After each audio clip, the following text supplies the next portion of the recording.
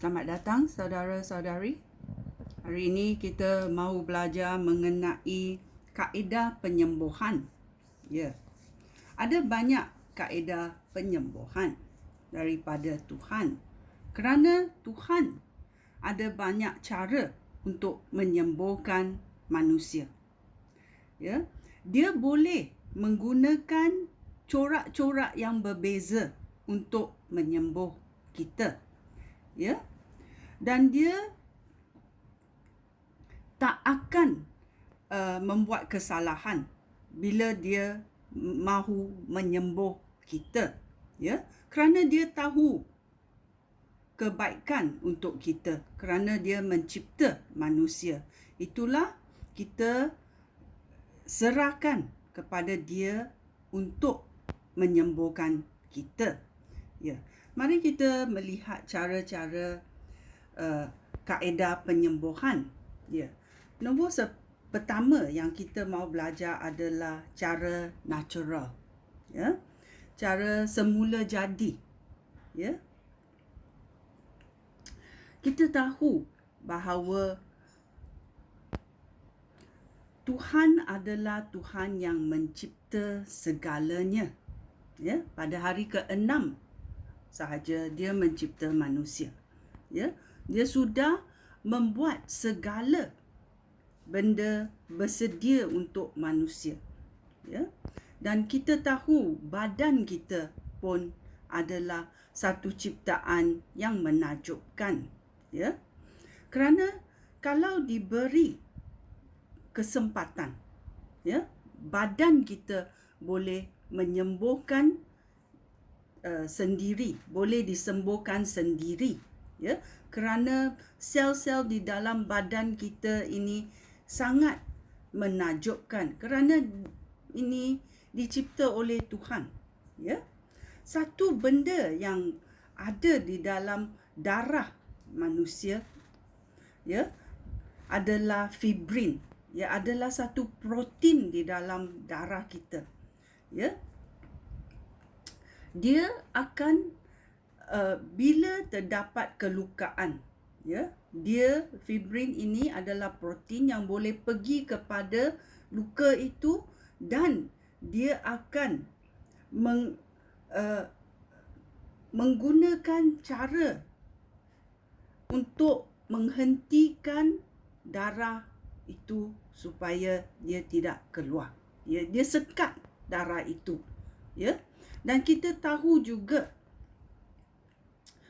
sel-sel putih di dalam badan kita, ya, sel-sel putih dalam badan kita juga boleh mempertahankan, ya, darah supaya bakteria tidak masuk di dalam badan kita. Ya, bila bakteria masuk di dalam badan kita kerana ada luka, bakteria akan masuk. Kita tak boleh lihat bakteria, tetapi banyak bakteria akan masuk, macam dia orang buat parti di dalam luka kita. Ya, oleh itu kita dengar banyak doktor akan bagi ubat untuk mencegah atau menghapuskan bakteria, sambil fibrin dalam badan kita dan juga darah putih dalam badan kita pergi ke tempat luka itu untuk menyembuhkannya. Ya, dan dengan hasil ini, ya, kita tahu bakteria akan dihapuskan dalam badan kita.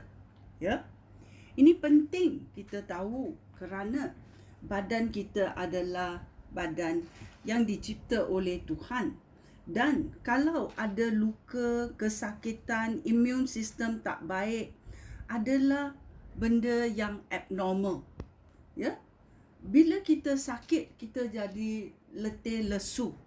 Bila kita tak sakit, kita biasa saja. Itulah kebiasaan yang Tuhan ciptakan untuk kita, supaya kita boleh menikmati apa yang diciptanya. Ya, so kita tahu kesakitan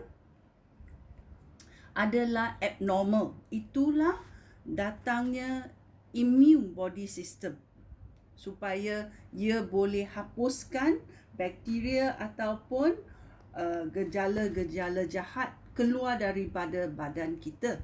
Ya, kita pun tahu bila kita diserang oleh roh jahat, apa yang kita buat? Kita akan memerintah roh jahat itu keluar daripada badan kita.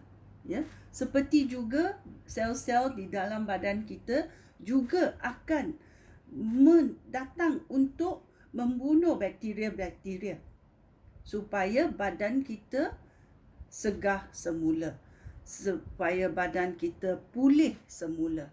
Ini adalah cara natural Tuhan mencipta manusia. Ya, badan kita sangat ajaib, ya, kerana sel-sel di dalam badan kita, organ-organ di dalam badan kita adalah dicipta oleh Tuhan, dan Tuhan adalah Tuhan yang menyembuhkan. Dan kita yang diciptanya, sel yang diciptanya pun boleh menyegarkan badan kita. Ya, itu adalah satu cara natural di mana badan kita boleh sembuh. Sekian, terima kasih. Shalom.